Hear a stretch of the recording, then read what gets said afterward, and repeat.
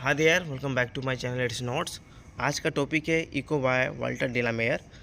ये समरी जो है इंग्लिश 12th इंग्लिश 50 मार्क्स का है। ठीक है, तो चलिए स्टार्ट करते हैं और चीज़ों को समझते हैं। मैं कोशिश करूँगा आपको आसान भाषा में जितना हो सके मैं आपको समझा सकूँ, सो दैट कि आप अच्छे से एग्ज़ाम में लिख सकें। जब चीज़ें आपको याद होती है तो आप अच्छे से एग्ज़ाम में लिख पाते हैं, आपको कन्फ्यूज़न नहीं होता, आपको डर नहीं होता है, आपको वो चीज़ें याद हो जाती है जब आप समझे हुए होते हैं गहराई से। ठीक है, तो मैं कोशिश करूँगा आपको अच्छे से समझा सकूँ। इको मतलब होता है आवाज़ें, गूंज। जब आपकी आवाज़ वापस लौटती है उसे हम बोलते हैं इको, प्रतिध्वनि।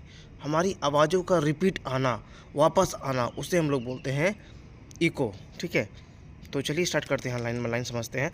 Walter de la Mare compose the poem echo. This his poems remain simple but highly imaginative. It always sketches a scene of mysteries and wonder. These poems describe about a very simple natural situation. तो Walter डेलामेयर उन्होंने eco, प्रतिध्वनि, ये जो कविता हैं, ये जो poem है, उन्होंने लिखा बहुत ही खूबसूरत ढंग से, रहस्यमय ढंग से, हैरान करने वाले हैं। ठीक है, ये जो पोम है बहुत ही सिंपल है लेकिन हाईली इमेजिनेटिव है। कहने का मतलब बहुत ही ज़्यादा कल्पनाशील वाली ये पोम है। उन्होंने पोम जो लिखा रहस्यमय और वंडर, हैरान से भरा हुआ है। उनके जो पोम है काफ़ी मिस्ट्रियस वाली, काफ़ी रहस्यमय वाली है, हैरान वाली है, कर देने वाली है। ठीक है, मिस्ट्रियस, रहस्यमय और हैरान कर देने वाली उनकी पोएम है। आज तक उन्होंने जो लिखी है हैरान कर देने वाली है। ठीक है, डर डर कर देने वाली उनकी जो पोम है, डरा देने वाली पोम है। ठीक है, this poem describe about very simple natural situation. ये जो पोम है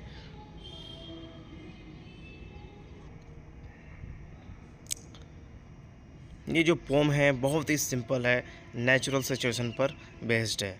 ठीक है, अब हम लोग यहाँ समझते हैं। Once the poet was standing in a dense forest which was surrounded by leafy boughs. He said, "Who called?" His sound echoed in the forest. He became surprised. He wasn't able to understand that from where the sound came. एक दिन जो कवि हैं, हमारे जो पात्र कवि जो हैं, वो जंगल की ओर जा रहे होते हैं। ठीक है, तो उनके चारों ओर बहुत घना जंगल होता है, जंगल शांत होता है, जंगल में कोई नहीं होता है, मतलब वो अकेले होते हैं। ठीक है, तो उन्हें एक चीरती हुई आवाज़ उनके कानों में आवाज़ आती है। तो वो कहते हैं, कौन पुकारा? ठीक है, हु कॉल्ड, कौन पुकारा? तो उनकी आवाज़ एक गूंजने लगती है जंगलों में। वो हैरान हो जाते हैं, वो समझ नहीं पाते हैं, वो डर जाते हैं, चौंक जाते हैं। ये वो समझ बिल्कुल नहीं पाते हैं कि वो आवाज़ें कहाँ से आई।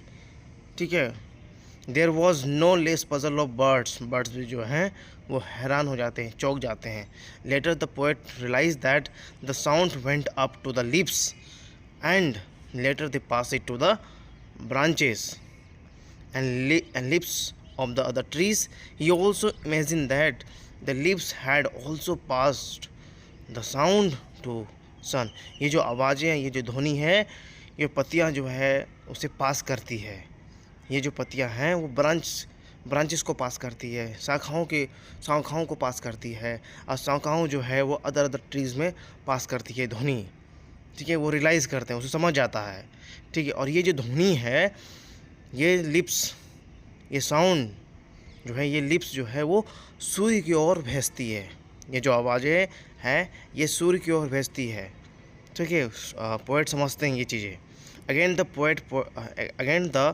Poet started to imagine the poem. Again the poet started to imagine that some mysterious creatures are there behind the tree. ठीक है, फिर पोएट जो है वो इमेजिन करते हैं, वो फिर सोचते हैं, कल्पना करते हैं कि कोई ना कोई क्रिएचर, जो रहस्यमय जो प्राणी है, वो ट्री के पीछे छिपा हुआ है। And these invisible creatures are mocking and returning the sounds of poet. वो समझते हैं कि ये कोई ना कोई है जो पेड़ के ऊपर पेड़ के पीछे छिपा हुआ है। वो इनविजिबल है, वो दिख नहीं रहा है, लेकिन मेरा जो है मजाक उड़ा रहा है, हमें छेड़ रहा है, हमें परेशान कर रहा है, मेरी आवाज़ों को रिटर्न कर रहा है। ठीक है। The poet was shocked due to the all this events and he cried loudly who cares and again become surprise when he sounds echoed. उनकी वो पूरा इस इवेंट से वो हैरान हो जाते हैं, वो चिल्लाते हैं, वो रोने लगते हैं। हु केयर्स, कौन परवाह करता है।